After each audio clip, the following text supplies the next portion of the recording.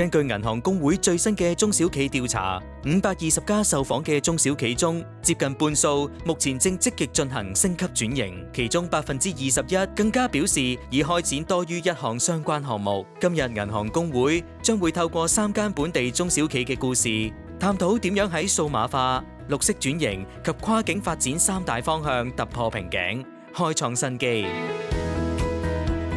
我哋嘅日常運作咧，涵蓋咗實體零售店同埋網店，面對住線上同埋線下嘅客戶。咁隨住業務發展啦，我哋發現交易結算量大增，咁人手成本同埋效率問題都隨之而嚟。為咗解決呢啲挑戰，我哋就同銀行去尋求協助。銀行建議我哋用綜合收款同埋交易管理服務，咁將傳統嘅現金同埋零散嘅支付流程去全面電子化。新系統可以同時支援多種電子支付嘅工具，大大提高咗交易嘅安全性同埋便利性，簡化咗現金處理流程同埋人手對賬嘅工作。呢度都可以提供整體營運效率同埋準確性，令到我哋可以更加靈活咁樣滿足客戶嘅需求同埋迎合市場嘅變化。善用銀行嘅數碼收款方案與財務報表，中小企可輕鬆實現營運數碼化，減省人手，提升客戶體驗。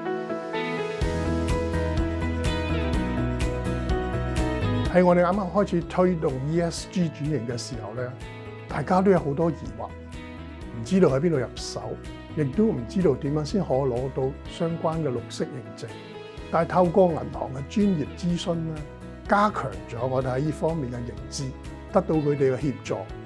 我哋就成功申請咗個綠色融資。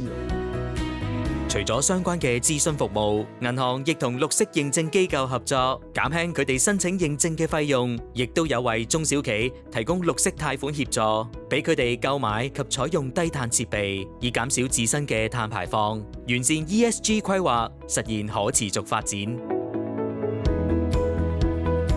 最初計劃出海馬來西亞市場時，我們發現當地的法規及稅制與香港和內地顯著差異。而公司缺乏相關經驗，心裡難免沒有把握。跟銀行溝通後，銀行不但協助我們打通跨境開戶和匯款流程，還安排稅務專家針對銷售稅和增值稅提供專業建議，並分享當地同類型企業的成功經驗，讓我們有了具體方向。